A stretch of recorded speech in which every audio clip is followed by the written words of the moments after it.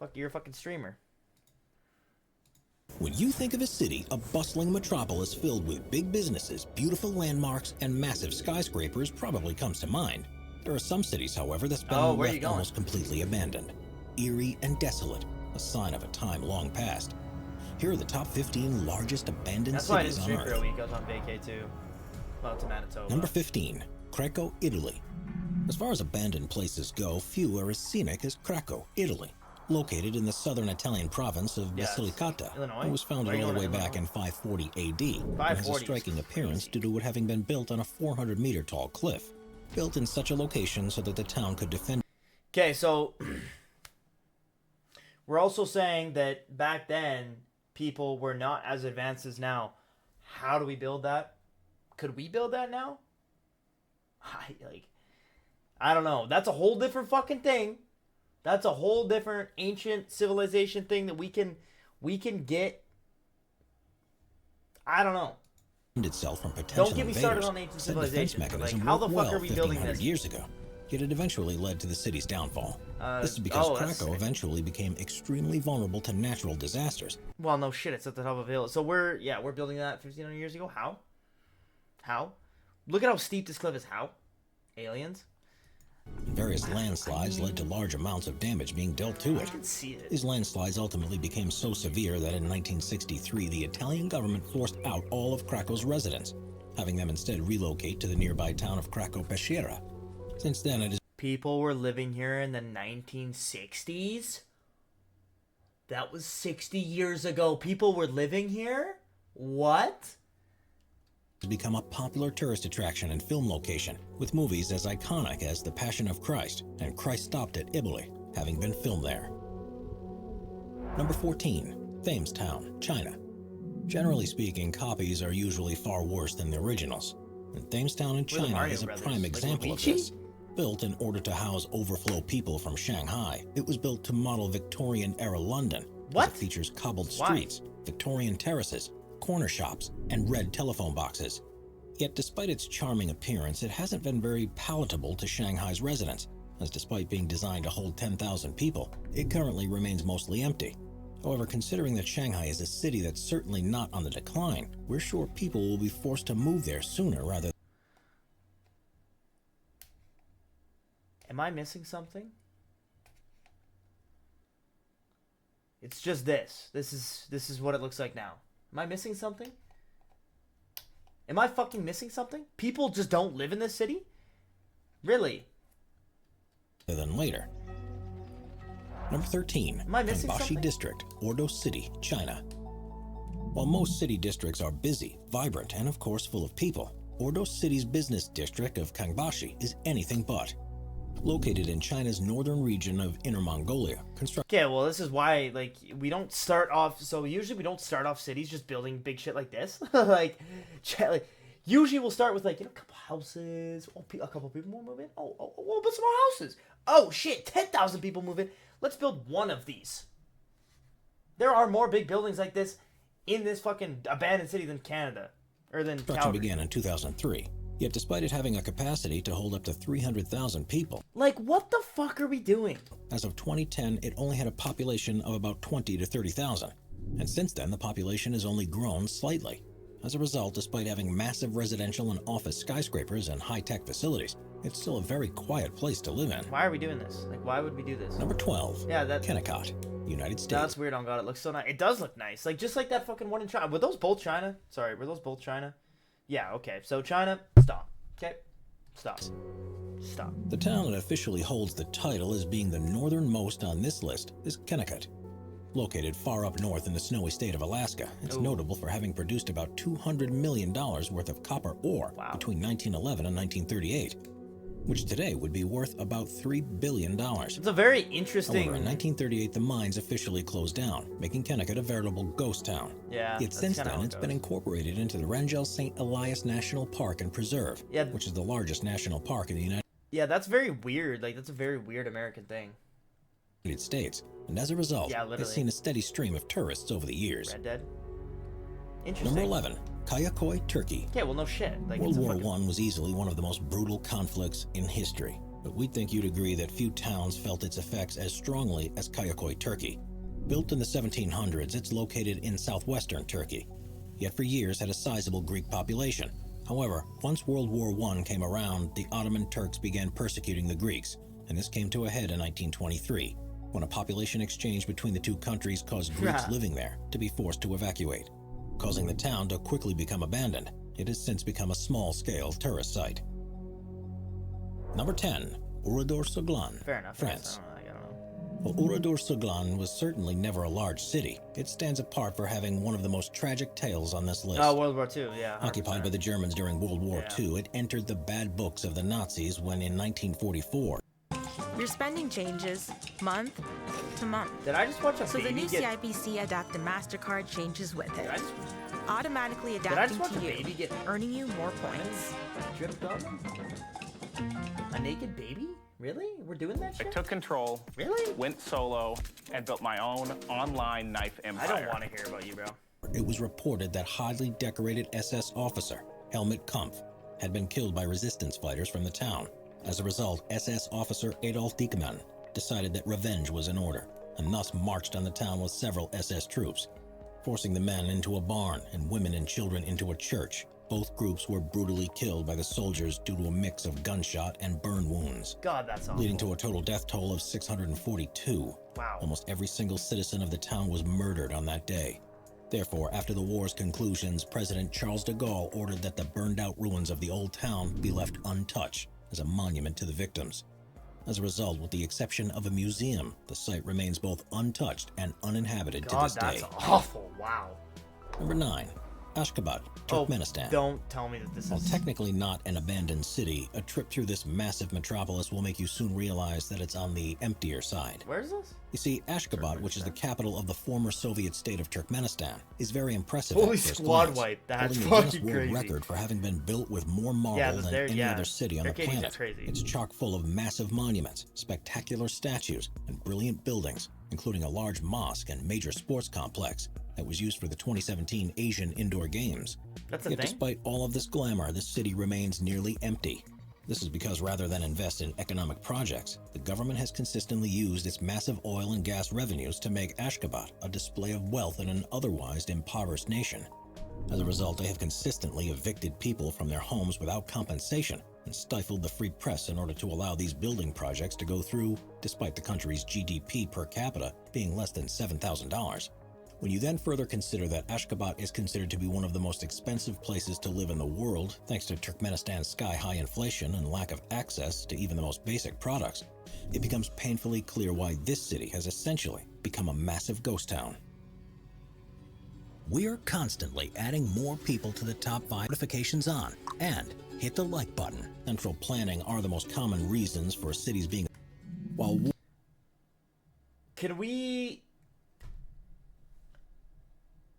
Do these, like, bro, make me a leader of one of these fucking countries. I guarantee you it will turn into a fucking great country within the week's end.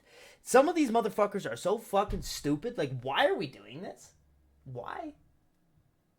Why are we doing this?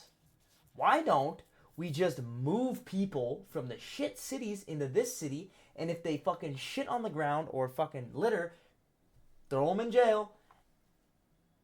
I don't know. There's gotta be a way. Like, fuck. War, the economy, or central planning are the most... But they don't have money. That's the thing. It just said they don't have money. I don't get, like, some of these countries are fucking stupid. Common reasons for cities being abandoned. Pripyat stands apart for being abandoned largely thanks to a nuclear disaster. Yeah, this is because on April 26th Chernobyl, of 1986, a catastrophic meltdown took place inside reactor number 4. This was like the fastest growing city in the world. This spewed flames and radioactive material into the skies over Pripyat, which was a nearby city built to house the plant's scientists and workers. Yeah, well, imagine As having a a beer at a result, pub the and city's you see that. 49,000 inhabitants were evacuated within 36 hours. Can I get and in 10 order to more shots, ensure please? that no one went back, the Soviet government established a 29-kilometer exclusion zone around both Pripyat and the power plant. God, that's Yet fucking, despite that's this, so many shit. former residents have had major health problems related to their nuclear exposure Yeah, no despite being shit. in the radioactive city for less than 2 days.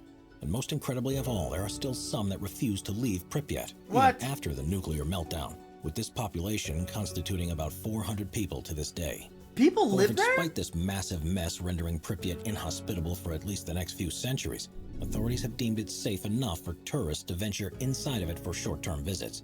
As a result, just fucking the Hunger Games, and yeah, here's a whole city. Here's a whole fucking city to yourself. Do whatever you want. Just fucking... Practically anyone can purchase a guided tour into the abandoned city today, so long as they're willing to shell out about $100 to $500 per person. Therefore, if you're planning on visiting Eastern Europe anytime soon, we highly suggest putting this spectacular city onto your bucket list. Why are we doing that? We're gonna die. Like, I'm gonna grow another leg if I fucking go to Pride Pad. I'm not doing that. Sorry. Not doing that. Not. Like, Number 7. Kolmanskap, Namibia. Mining towns tend to have a pretty finite lifespan, and Kolmanskap is certainly no exception.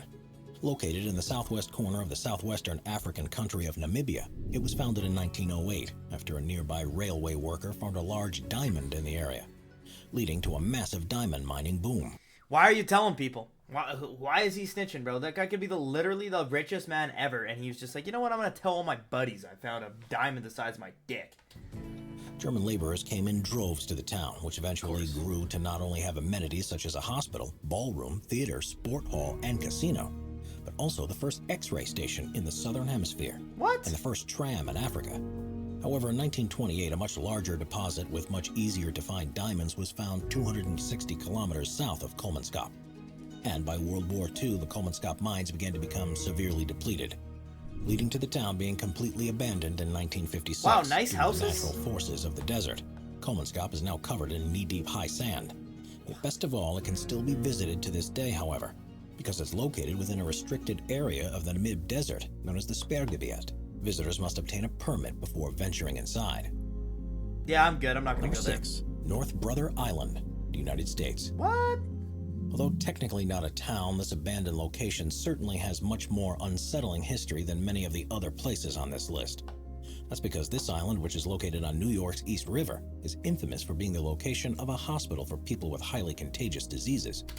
I'm good. No shit. Like, no shit, it's abandoned. It's not a city. Like, no shit. Okay?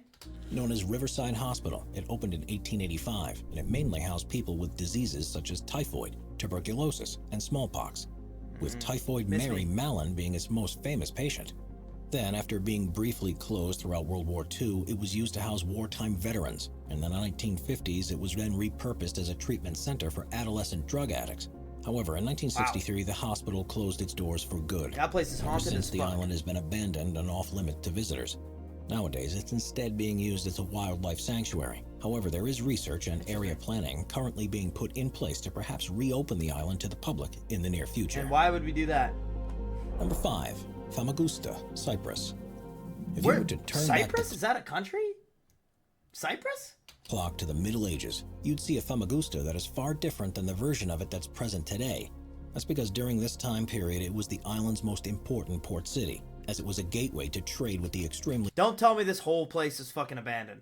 Don't tell me. rich ports of the Levant. However, My God.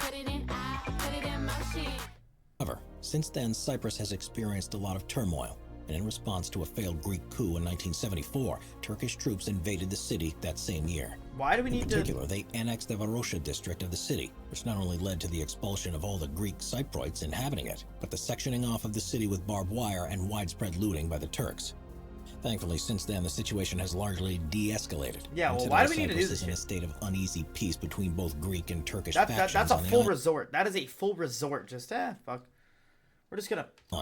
However, in spite of this, the de facto Turkish government of northern Cyprus has forbidden the old Greek Cypriots to re-enter, not only disallowing them from living in their homes, but even forbidding them to reclaim their valuables. What the The reason fuck? for this are extremely complicated, although factors such as security and the commercial importance of the city have all been cited. Yet until a completely unified Cyprus becomes a reality, this will likely remain the status quo. What the fuck? However, in 2017, northern Cyprus made a surprising move when they opened Varosha's world-class beaches to Turkish Cypriots and Turkish citizens. And in 2019, they took this one step further by announcing that Varosha's formerly world-class hotels would be reopening by the end of 2020. However, with many of the specifics still unclear, only time will tell who will be allowed to enter. What the fuck? God. Number 4. Plymouth, Some people are Montserrat. so stupid. If you've never heard of the island territory of Montserrat before, we wouldn't blame you. Located in the southeastern Caribbean, Montserrat is an overseas territory of the United Kingdom, and after Plymouth became its first European settlement in 1632, it remained largely forgotten by the world at large. Yet a few hundred years later, its existence would come to an abrupt end. In July of 1995, a series of large eruptions at Soufriere Hills volcano, which had been inactive for centuries, sent pyroclastic flows and ash across the southern portion of the island. Yeah, that'll do it. As a result, by December of that year, the entire town was completely evacuated, with residents being allowed to come back in 1997. However, in June of 1997, the volcano began erupting once again, these eruptions leading to a permanent evacuation of most of Plymouth's citizens soon afterwards.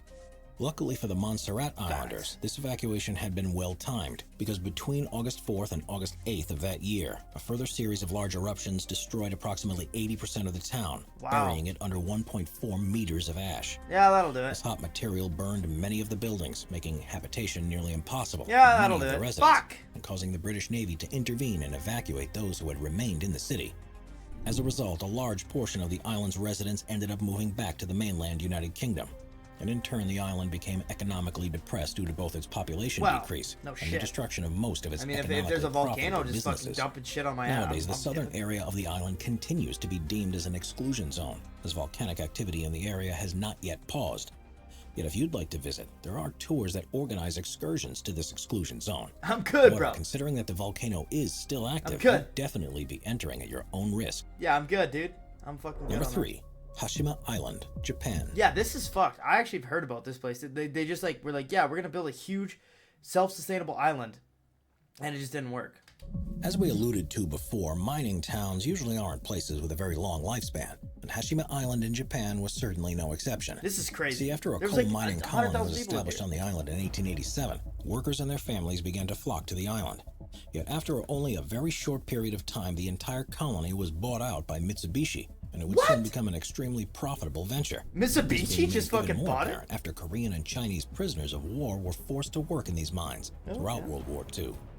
Yet even after the war, Hashima Island still continued to grow, and at its height in the 1950s, it housed 5,200 residents in a space of less than a square kilometer, making it one of the most densely packed places on Earth. Yeah, what the fuck? Yet in 1974, Mitsubishi closed down their mine, leading to the island being abandoned almost immediately. Yeah, no As shit. a result, the island remains in a ruined state. That's as fucking its concrete nuts. apartments, schools, barbershops, and swimming pools all sit empty. Yeah, like what Yet the fuck? despite this abandonment, Hashima Island has been able to stir up more than its fair share of controversy.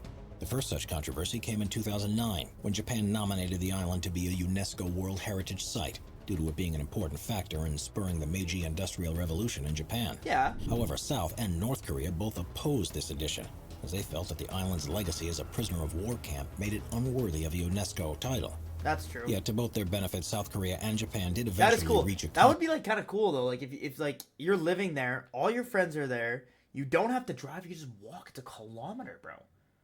It's a kilometer. It'd take you 20 minutes to get across. That'd be kind of cool. Like swimming pools, like that. Yeah, it's so cozy. Where Japan agreed to acknowledge the island's dark past to tourists, leading to South Korea withdrawing its opposition. As a result, in 2015, it was officially named as a UNESCO World Heritage Site. Best of all, if you'd like to visit Hashima Island, you can certainly do so. That's because the Japanese government opened the island to visitors in 2009, and as a result, it can now be seen for a price that's equivalent to about $35 to $50 US. I'd do it. Therefore, if you'd like to visit one of the most unique islands in the Japanese archipelago, then Hashima Island is your dream destination. That'd be cool. Number 2, Bodie, California. As long as it ain't fucking haunted. If you're the type that enjoys an old spaghetti western, then chances are that you've heard of Bodie, California. This is cool. Located in the eastern half of the Oh state my god, on the border that's with so Nevada, cool. The area was first settled after small amounts of gold were found in 1859, and became a full-on town after large deposits of gold were found in 1876. This convinced an influx of prospectors to make the trek over to the town in order to try their luck. 24 hours overnight there. Bodie had a population of about 7,000 to 10,000 people. Wow. And a total of 2,000 buildings. However, this influx also began to give it a reputation for being a quote-unquote sea of sin, and the town became infamous for its various shootouts, gambling rings, and brothels. Well, yeah. Yet the gold deposits and Wild West shenanigans couldn't last forever. Come on. In fact, by 1910, the town only had a few hundred people, and in 1942, the last mine was closed, with everyone moving out by war's end in 1945. As a result, it sat for a couple of decades as a completely abandoned ghost town. That's crazy. However, in 1961, it was designated as a National Historical Landmark, And in 1962, the California state legislature authorized the creation of Bodie State Historic Park. This led to the 170 remaining buildings being maintained in a state of arrested decay, meaning that while not having been restored but having instead been protected from decomposing further. And although this means that no one can live in Bodie any longer, that's in a fucking sense, cool. It's now far more popular than it was during its boom years. That's because to this day it receives about 200,000 visitors annually. Dude, it literally is. One of the most popular ghost towns in the world. Yeah. Number 1, Fordlandia, Brazil. Okay, number 1. Like, are we like? I feel like we're just. It's not largest because there's literally half these cities still have people living here. Let's see if this was Ford Motors Company may have made massive strides in improving the lives of workers across America. In Brazil, the company was less than successful. You see, Henry Ford first began to look to Brazil when he wanted to source his own rubber for his tires. Well, I mean, 1, it's the Amazon, so half of Brazil you can't do anything. 2, it's pretty poor. Probably not the best idea, but I don't know. He was growing tired of having to pay for it from the British firms that had a monopoly over the resource. This caused him to invest about $20 million, or about $290 million today, into creating the equivalent of an American working-class town on the Tabajos River, which runs right through the famed Amazon jungle. Founded in 1928 and called Fordlandia, he created amenities such as an American-style bungalows, swimming pools, hotels, and even a golf course in the hope that his Brazilian workers would grow accustomed to this type of community. What? However, to Ford's misfortune, the project became a disaster almost immediately. The first major issue was that there were no roads connecting Fordlandia to the rest of Brazil. Are we like this guy? So okay. Let me dive deep into this. The guy that created Ford, that cars drive on the road, doesn't have any roads to get to it? Really? That's really what we're doing here. The guy that created Ford made a town and it doesn't have any roads. Okay. All right. Therefore, the only way to enter the town was by the Tabajos River, which proved to be a logistical nightmare. Then the American planners, who had little knowledge of tropical rubber cultivation, made the mistake of growing all the rubber trees close together rather than space them apart, which caused them to quickly succumb to tree funguses, disease, and various crop-eating critters. Why don't we ask the people that live there and harvest it? Why don't we ask them? I don't know. Yet worst of all, the Americans managed to infuriate their Brazilian workers by imposing strict sets of rules that include bans on alcohol, tobacco, and of all things, soccer. Causing the workers to revolt and the crop harvest to fail, Ford decided to move 40 kilometers downriver to a more fertile site. And while this site did end up producing some rubber, it was around this time that synthetic rubber became easy to mass produce. Making natural rubber to become obsolete, this caused Henry Ford's grandson, Henry Ford II, to sell all of his Brazilian land back to the Brazilian government for pennies on the dollar in 1945, losing millions in the process. As a result, the town now sits abandoned far in the depths of the Amazon, and still receives curious visitors from time to time. That's all we have for you today. So it's just literally just an American town in Brazil abandoned. That is, some of these motherfuckers are so stupid. That is actually true, Doctor. You can just make boats. Okay, so I would say probably 7 out of 8 of these are just people being fucking stupid. Like, just stupid. Like, this is a good idea. It's just terribly executed. Wow. Insane. That's crazy.